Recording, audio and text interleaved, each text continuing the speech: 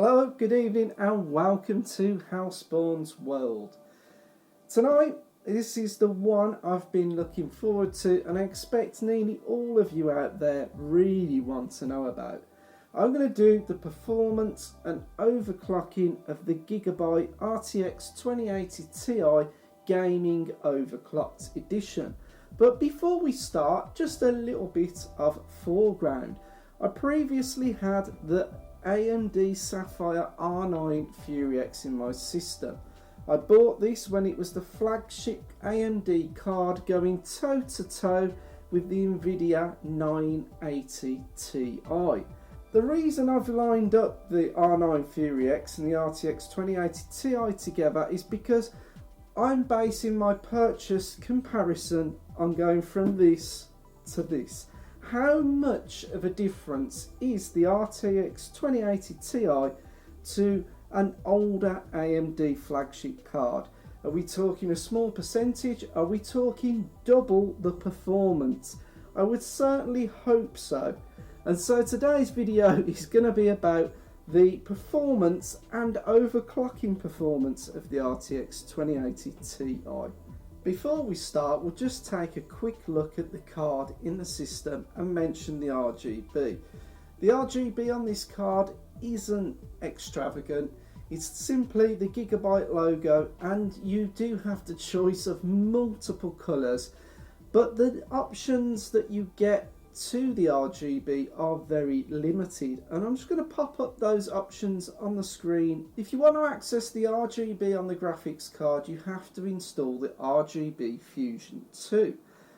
What I didn't realise is that when I downloaded it from the website that it also needs the Aorus engine, and if we fire up the RGB Fusion 2, we'll just give it a second.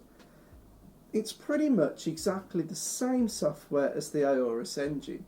Now, there's a reason to needing the Aorus engine that I'll cover in a moment. But just looking at the RGB options here, we can see that we've got a huge colour gamut, but we don't have a massive range of options of the RGB logo itself. I've actually got it pulsing at the moment, which is almost just flashing on and off. You can have it flashing like a disco, you can do a double flash, or you can just have it continuously cycling colours, or you can even turn it off if you want. We've obviously got the options of the speed of the cycles and the brightness levels. You can pick from the colour wheel, or you can pick specific predefined colours. And that is pretty much that. You can save different profiles, but to me, for my taste, I've just got it pulsing on and off, and it pretty much goes with a theme that I'm running in my case at the moment.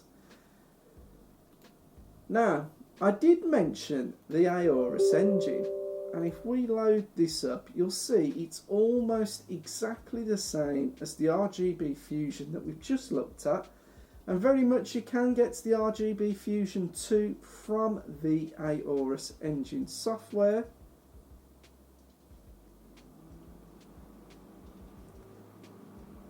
Now, as you've just seen, it does seem there are some kinks that need ironing out, and I don't know why at a moment though, but you just saw that live on video, so perhaps something that needs looking into. So we have the options to switch to the RGB Fusion from the Aorus engine. I really think this software needs optimizing because that's a long time to load up, but if we come back out of the Fusion, you can see here that we got some overclocking options. Now, if you weren't to overclock the card yourself or use MSI Afterburner, out the box it comes in gaming mode. So the reason I wanted to bring the Aorus engine up, because a lot of people may not realise that out of the box, when we look in the Aorus software, the card comes set up in the default gaming mode, which gives a GPU boost clock of 1650 MHz. Now when I bought the card was actually advertised as being faster than that. And you can see on the left here we've got an overclock mode. Now why the card doesn't come in the overclock mode I don't quite understand, but if you're doing no overclocking yourself, you're going to have to come into the Aorus engine and click it into the overclock mode. If we give that a second to load up, you can see that in the overclock mode it puts a little bit of boost on the card and puts it to 1665 megahertz. So if you were not to use any other overclocking software, if you put it into the overclock mode with the Aorus engine, you would be getting 1665 megahertz and the memory clock of 1400 megahertz. So it's worth noting that if you want that little bit of extra performance, to load this software up and go into the overclock mode. If you overclock correctly, you're going to unleash a hell of a lot more performance from your card than you're going to get with just the standard overclock. The standard overclock is very factory safe. So if you don't want to do it that way, there's another way. If you've never heard of MSI Afterburner, I'll put a link in the video description. If you go to there and go to the page which I've got up on screen now, you can, if I scroll to the very bottom, you'll see where you're able to download it. Now you want MSI Afterburner for the PC. Currently there's two options, the Afterburner setup zip, but what you're actually after is... Right, there's currently two versions. What you're actually after is the MSI Afterburner setup.zip. That is the latest version. It's the latest beta version that you need that will include this overclocker scanner. Now, if I click on here to visit the site and get more links, it gives you a breakdown of overclocking. If you've never overclocked before, it will give you the option to do a one-click overclocking tool that's going to take all the overclocking out of it for you. It works on the RTX cards. I also believe it works on the 10 series cards. I believe that added into it. So if you look on screen, what it's actually saying to you is once you've loaded up MSI Afterburner, if you go into the settings selection and untick unlock voltage control and unlock voltage monitoring. Once you've done that, if you come down to the three settings above here, you're going to need to slide the core voltage up to 100%, the power limit to its maximum, and as you do that, that works in conjunction with the temperature limit on the sliders. Then this small graph that looks like a Wi-Fi icon, you're going to need to click onto that, and that brings up the MSI overclocking scanner tool. Now if I bring that up on MSI Afterburner, because you can't actually see the part that you need to run, if I just come out of that and get that loaded up. So in MSI Afterburner, if you click on that there, you get this curve come up. Now I've already run the test, and this is what it suggests that my card is capable of, but on the overclocker scanner button there, if you click that, you get this box come up, and you've got scan and you've got test. So if you run the scan, it will go through and work out all the micro voltages of how high your card can run, and then at the end of that you can test that overclock that it suggested.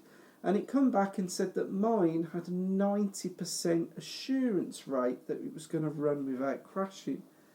Now I'd be interested to run this in a few tests myself to see what it's come up with, because when I was testing overclocking earlier, I only went up to 150 megahertz on the overclock on the core, and I've already dialed in 800 on the memory. I don't know how much further I can push the memory. 800 seemed a variable figure that other people have gone with. I should also mention that if you are going to be doing this, I would set your own overclock fan profile, and you can do that within clicking into the settings. Sorry, I've accidentally clicked it off. Also, if you go into the settings, if you go onto fan, you can adjust the gradient there. By enabling my very own fan curve, you can adjust at what temperature the fan ramps up. Now I've said that about 68 degrees I want the fans running about 88%. Anything over that, getting up to near 80 degrees, I want the fans at 100%. If you are going to overclock your card, please be aware the temperatures are going to go up, and with that the noise is going to go up. If you could put up with it, and if you're gaming or if you've got headphones on, it doesn't really matter. But running the card at an overclock rate with the standard fan curve could cause potential overheating issues and potentially damage to the card. Always please be aware that overclocking the card, you're pushing it to its performance limit, so you're going to have to call it well. Now, something I need to mention, and one of the things that was going for this card, is that at idle the fans completely stop spinning. I think I showed you that when I showed you the card at the first part of the video, where we showed in the case that the fans stop spinning. So in general desktop usage like this, the fans are not even turning. Now in my very own fan curve that I've done, even at desktop levels, I've got the spinning at 30%. I could dial that back a bit, but to be honest, even at 30%, it's not audible. So it doesn't really matter too much, but just is something to bear in mind, that if you are using your own fan curve, the ability to stop the fans will be taken away. Oh no, so we ran into some technical difficulties at this point.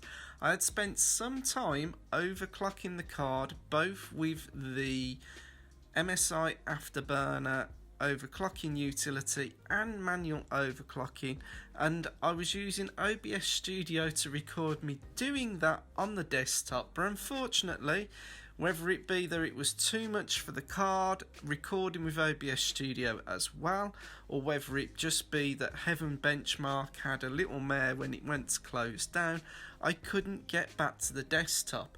That meant that I lost the recording. So from this point on, let's just go straight into the results.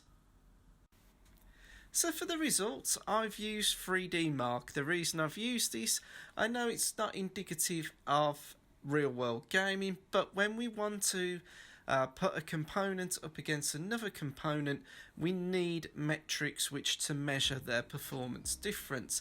So this was my best time spy score with the nvidia RTX 2080 Ti.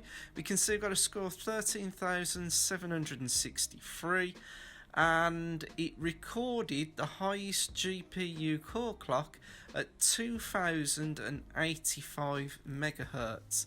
The memory bus clock speed was clocked at 1950 megahertz. Now that was with a plus 210 on the core and a plus 800 on the memory.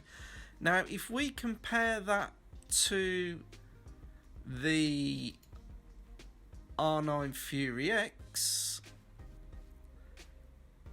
just looking back through my results, the best score that we ever had with an R9 Fury X was 5,916. This was with a mild overclock, the standard core clock being 1050 megahertz, and the core clock there being 1140 megahertz, and I'd overclocked the memory by 10 megahertz. Now the percentage difference between the two cards is 57%. I also ran normal Firestrike test, and the nvidia RTX 2080 Ti scored 22,915. If we scroll down, we can see that the core clock was actually recorded at 2100 megahertz. If we compare this to the R9 Fury X, the best score that I had ever achieved, 15,248, and that was with a 1140 megahertz on the clock and just the memory at standard rate on that.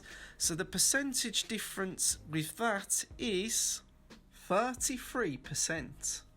So in conclusion, I'm not sure if I've won the Silicon Lottery, but the Gigabyte RTX 2080 Ti is an absolute beast. I've seen it boost up to 2100 megahertz. That's with a plus 225 megahertz overclock and an 800 megahertz overclock on the memory.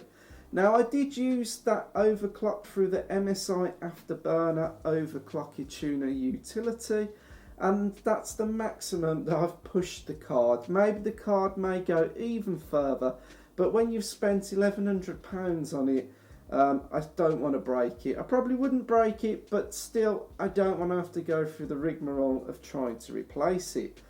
Now, maybe it was a little naive on my side, I'm not sure, but I did try and record the desktop screen when I was just running Heaven Benchmark, and what I found with the maximum overclock that I'd done with the card, when I went to close Heaven Benchmark, it didn't return to the desktop correctly, and the Windows hadn't crashed, the machine hadn't crashed, I just couldn't get back to the desktop, and thus I had to restart the machine and lost my recording.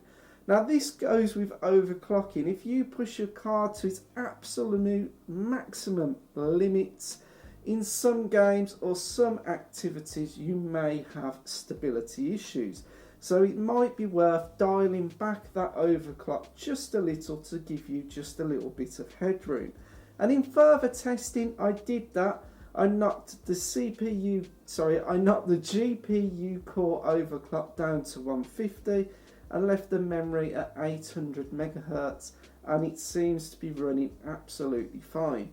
Just in tests in Heaven Benchmark, in even doing that, as the GPU warms up, and it has been sitting around 70 degrees with the overclocks that have applied to the card, it's always throttles back after a little while, and I've seen it sit around the 2050 to 2090 megahertz mark, and even dropping the overclock further down to 100 or 80 overclock on the GPU, it still sits around the 2000 mark. So just for those few extra megahertz, maybe it's better to dial it back than have it absolutely flat out.